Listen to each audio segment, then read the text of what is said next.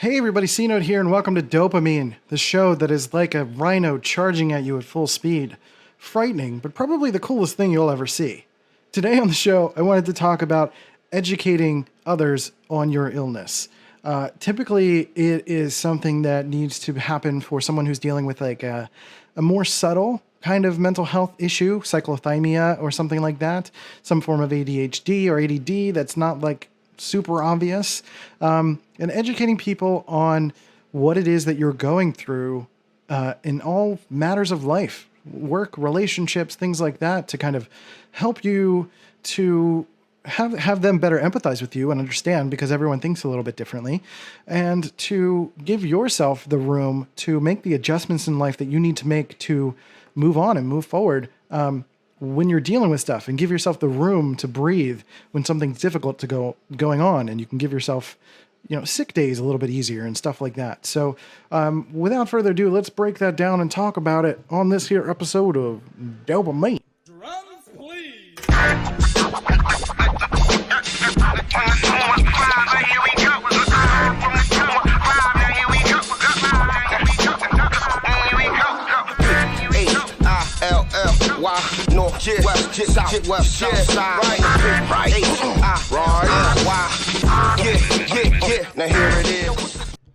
Okay, today on the show, welcome to the madness. Today I wanted to talk about educating others on your illness, on the difficulties and things that you're dealing with in life, and the practical reasons behind that.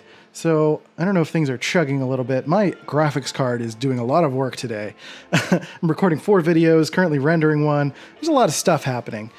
So, pardon the noise, stuff that's going on. Anyway, so the reason that I talk about, or I want to talk about, educating people on your mental health or your illness is because it allows you to kind of get in front of things. There are a couple of practical reasons for this. Number one being that you can get ahead of anyone trying to bully you or belittle you or trying to put you down because of your illness. It's kind of a stoicism tactic of knowing all of your flaws so that no one can touch you.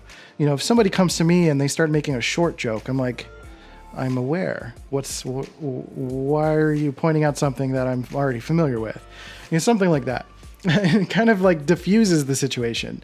So if somebody comes at you and starts calling you crazy, there's obviously there's different ways to handle those things. But for the most part, like, you kind of become like inaffectable because you're aware of all of the things that you're dealing with.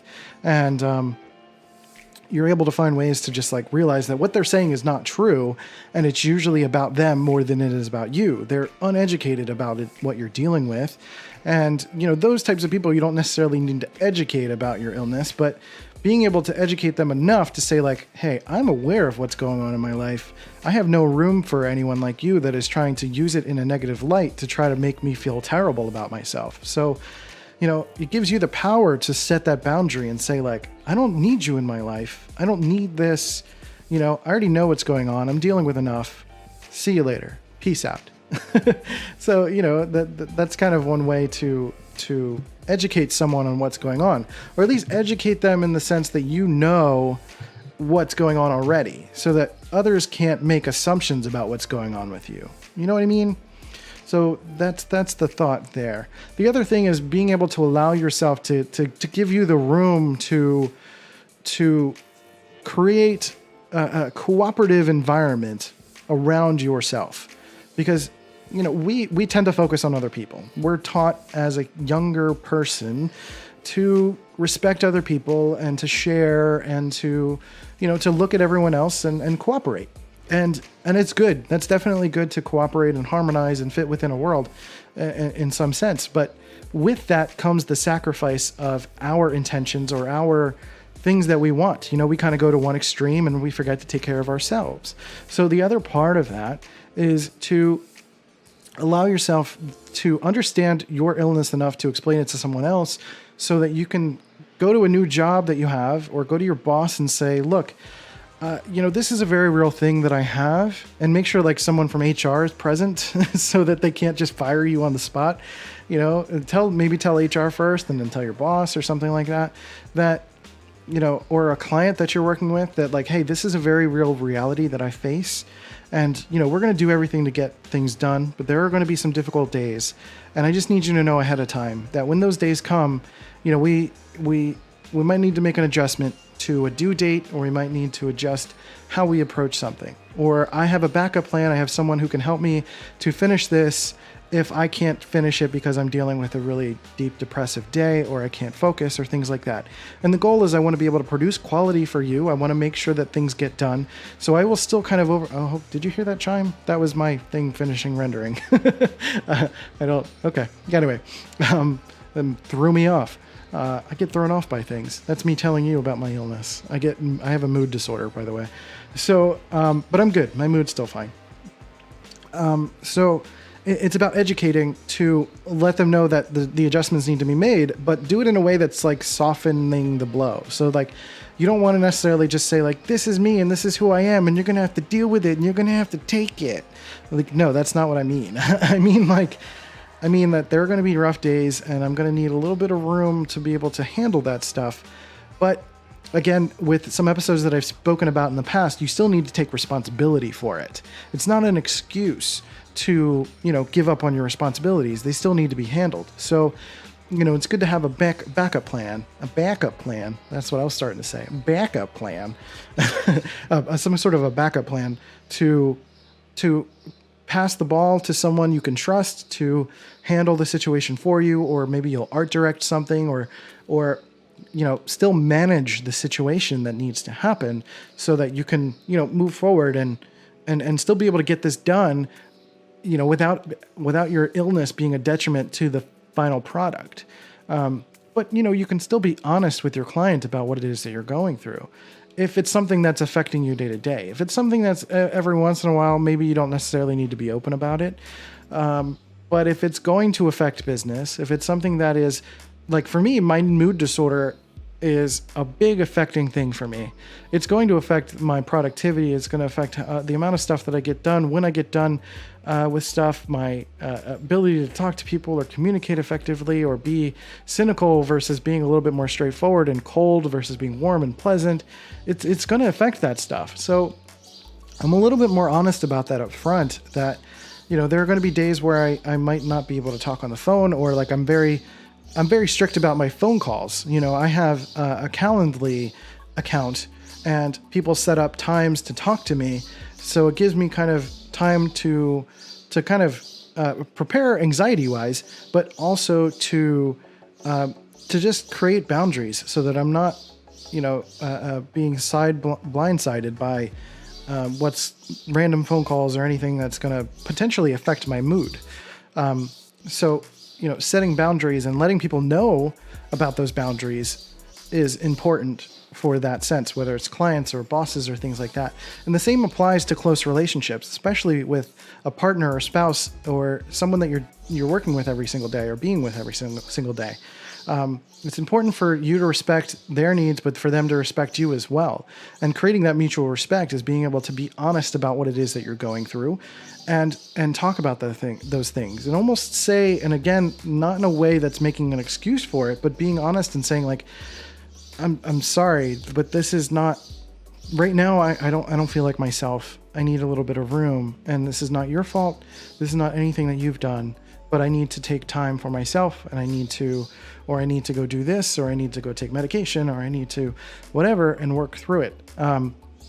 But again, it's about taking personal responsibility. It only works if it's laced in responsibility. If you're trying to use it as an excuse and for toxic or bad behavior, that's different. That is not the same thing. If you're using your mental health as an excuse for toxic behavior, that is absolutely not the same thing. And I do not encourage that or condone that in any kind of way. It's about being able to speak to your partner in a way that is understanding, that is educating them on the nuances and the little things that you understand about your mental health, and being able to let them know what is actually going on. That it's, it kind of allows them to understand that certain things are not to be taken personally. Certain behaviors are not to be taken personally. And again, it's really hard when you have a mental illness, like you don't always see it. So it's something that you educate yourself and your partner or your friends over time to be able to see what is going on and share what is going on. Whether that's something as like simple as, I say simple, but clinical depression or ADHD, or something that's like more of a top level thing that a lot of people understand. Because again, even though I think there are public expectations or understandings of certain illnesses, especially those ones I just mentioned, like ADD and depression or mania, bipolar, things like that. There are often public misrepresentations of what those things are. So it's especially important to educate your partner to make sure that they're not looking at you and operating their perceptions of you based on their societal understanding of what that thing is. So they're taking a little bit more time, or you're able to educate them a little bit more on the actuality of what is going on in your life, in your brain, instead of them making assumptions. I get really upset when somebody, refers to someone who is difficult as bipolar. Like, oh, she's bipolar. She's just crazy. And I'm like, I'm bipolar. This doesn't mean I'm crazy. Like, that's just generalized, and that's wrong. And I take offense to that. I do take offense to that, and I get upset. So I the way that I will handle that sort of situation is educate them, or at least attempt to educate them. And if they seem to be ignorant and don't want to learn, then I'll find a way to exclude them from my life and remove that conversation. Again, it's tricky because we can't necessarily hide from all of the things that are difficult in life, but the best things that we can do is try to continue to set boundaries so that our day-to-day lives are functionable. If I was in a previous situation where there was a lot of chaos in my environment, and I had no room to be alone. I had no time to work through my problems. I had no one to vent to. I was stuck, and I was dealing with a lot of external unexpected noises, and right now the birds chirping in the background is driving me nuts subconsciously. So if my mood is shifting a little bit, that's because of that. But I used to live with dogs, and they were always barking all the time, and that was a constant stressor for me. It would be changing my moods constantly, flipping from this to that. Unfortunately, I would express that, but it wasn't taken seriously, so I had to leave the situation. And that's unfortunate. Sometimes you have to make those kinds of extreme changes to protect yourself, to protect your boundaries, because ultimately, at the end of the day, as much as we want to be supportive of an environment, or to keep our jobs or to keep our relationships, we still have to consider that we are people that are dealing with mental illnesses, and we're trying to stay alive. It's not about just trying to maintain relationships and making sure other people are happy, but we're trying to stay alive. And that's the thing that needs to be a motivator for a lot of people. For a lot of people who are dealing with mental illnesses, especially subtle ones, that we're trying to stay alive, and we need to do what we can to do that. And sometimes conveying that is hard to understand, or it's difficult for a partner or family member or spouse. And it's not like you have to throw every single word out there or every single thing that's going on out there. But sometimes, to instill the seriousness of the situation, you have to iterate that. I'm trying to stay alive here. The dishes are going to have to wait. I'm sorry. This is not a personal thing. This is not about like shirking my responsibilities. It's about, I'm doing the best I can, and we're going to have to work together on this. And again, it's not about ignoring responsibilities, or not about making excuses and not trying to make yourself better. But if you're really going through something serious, you're going to need a partner, a family member, a boss, anyone that is surrounding you to be supportive and understanding. And just like you would use questions or any kind of statements to kind of vet friends, or kind of understand, vet clients and make sure that you're working with someone that aligns with your core values, we need to do that in other areas of our lives. And it's interesting that we feel locked into certain things. We feel like because we're married, or because we got a job, or because we've got this or that we have to do everything we can to stay within that. And I think absolutely we should try our best. But if that best is at the detriment of our mental health, which is at the detriment of our lives, of our ability to exist, then changes need to happen. And I want to give you the bravery and the strength to continue to make that change and to grow as a person. So being honest about that stuff to your partner, to your boss, is not just about making sure that you can take a sick day without feeling guilty about it, but making sure that you're actually continuing to be in a situation that is fruitful and helpful and supportive for you as you continue to grow as a person who's dealing with mental illness and difficulties in your life as you continue to move forward. So that's about it for this topic. I know it's a little heavy in spots, but setting boundaries is something that is consistent with what we talk about in this show, and educating people on the realities of what it is that you're dealing with will have them create a little bit more respect for you and who you are, or if they're not respecting it, that's going to give you other information that you can hopefully take with you to make the right life decisions to put you on the right path to feeling better about yourself and to feel like you're actually growing and changing and being an adult person that is managing your mental health and mental illness so that you can stay alive. So with that, I appreciate you guys listening to the show. Please leave a like or review. If you have any questions, comments, queries, you can hit me up personally at Rival My Design on all my social channels. And feel free to email me or voice message or any way to get a hold of me. I'm happy to talk to you about any of these topics. And if you would like to be on the show, if you have an interesting story, whatever, please feel free to hit me up about that as well. So with that being said, I hope you guys find ways to educate each other, educate your loved ones, educate your parents, your family, your spouse, your loved one, even your kids if they're older enough to understand it. And you can create a sense of harmony for you and your environment and be able to grow and nurture yourself and who you are.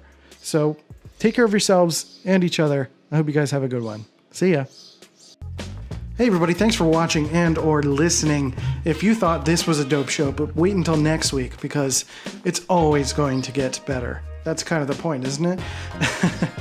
And if you would like, please go to iTunes or Stitcher or wherever you listen to podcasts and please leave us a positive review. Or, if you have a problem, let me know and I'll try to fix it too. But if you're watching on YouTube as well, please hit the like button, subscribe, hit all the comments, all that good stuff. We appreciate the love. We appreciate you guys.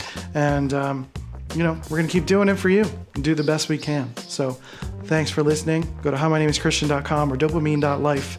Check us out or cnote.media to learn how to make your own podcast and videos and go from there. So I'll catch you guys later.